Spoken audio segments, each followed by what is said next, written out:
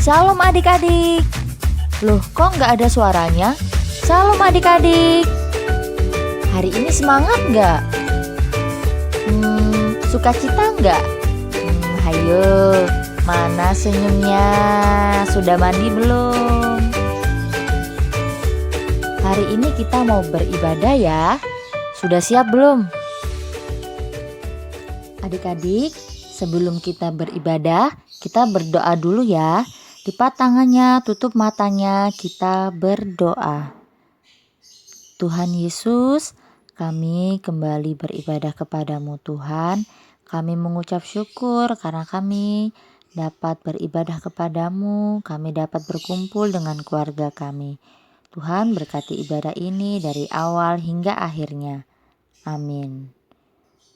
Adik-adik, kita mulai ibadah kita dengan bernyanyi. Mari kita bangkit berdiri. Kita menyanyikan lagu Ada Satu Sobatku.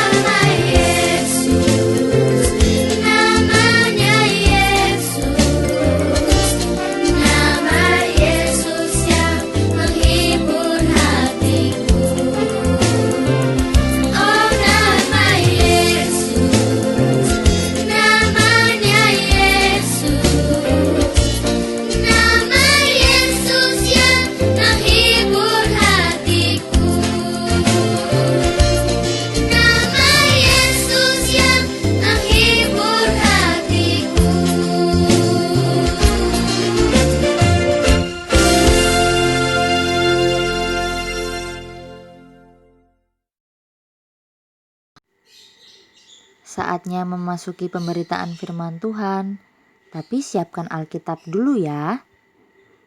Sudah siapkan Alkitabnya? Kalau sudah siap, kita berdoa dulu ya.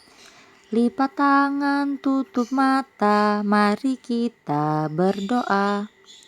Mari kita satu dalam doa. Tuhan Yesus, kami bersyukur Tuhan, karena sebentar lagi kami akan belajar dan mendengarkan firman-Mu. Bantu kami ya Tuhan untuk mengerti dan memahaminya. Bantu kami ya Tuhan melalui Roh Kudus-Mu. Dan Engkau juga berkati Kakak Layan yang memberitakan firman ini. Terima kasih Tuhan. Kami mau serahkan doa ini dalam nama Tuhan Yesus Kristus. Haleluya. Amin. Adik-adik, sudah siap kan belajar firman Tuhan? Kita buka Alkitab kita dari 1 Petrus 1 ayat 1 sampai 12. Ya, 1 Petrus 1 ayat 1 sampai 12. Kita mau belajar tentang apa ya? Kakak mau tanya nih, ada yang tahu nggak 3 kata ini? Iman, pengharapan, dan kasih. Iman, pengharapan, kasih. Ada yang tahu nggak? Atau ada yang pernah dengar? Pasti adik-adik pernah dengar kata-kata ini kan? Hari ini kita mau belajar tentang iman, pengharapan, dan kasih. Apa sih itu iman, pengharapan, dan kasih? Melalui surat 1 Petrus yang kita baca tadi, kita diingatkan bahwa sebagai orang percaya, sebagai anak-anak Tuhan, kita harus hidup dalam iman, pengharapan, dan kasih. Ada yang tahu nggak kenapa kita harus hidup dalam iman, pengharapan, dan kasih? Ada yang tahu nggak? Hidup dalam iman, pengharapan, dan kasih akan memberikan kita kekuatan dan keberanian ketika kita menghadapi masalah dan penderitaan. Rasul Petrus menulis surat yang kita baca tadi untuk jemaat mula-mula, karena jemaat mula-mula sedang menghadapi penderitaan.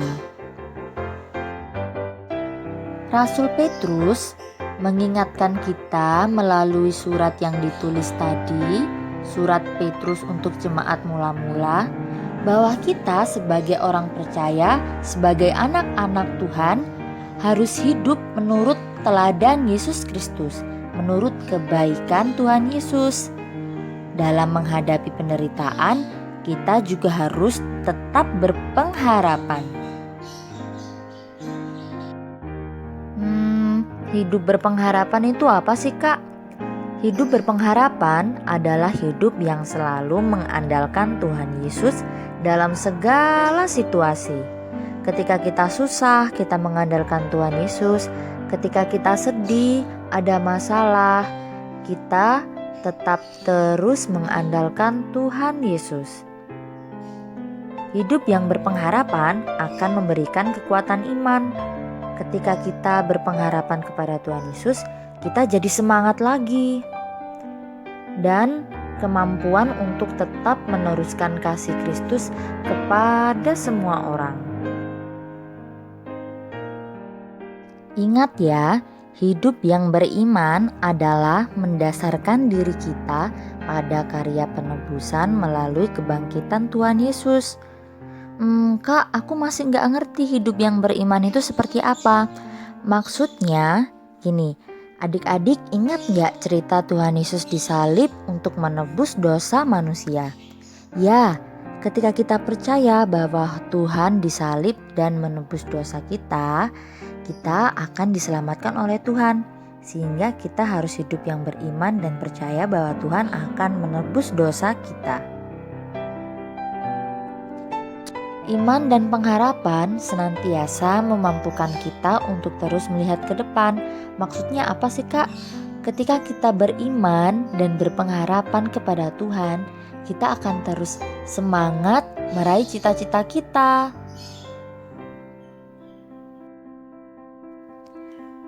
Dan juga ketika kita beriman dan berpengharapan kepada Tuhan, kita dimampukan untuk meneruskan kasih Kristus kepada semua orang. Karena itu tetaplah hidup dalam iman dan pengharapan ya. Tapi caranya gimana, Kak? Caranya dengan selalu membangun hubungan baik bersama Allah dengan beribadah dan berdoa. Kak, kita masih bingung nih.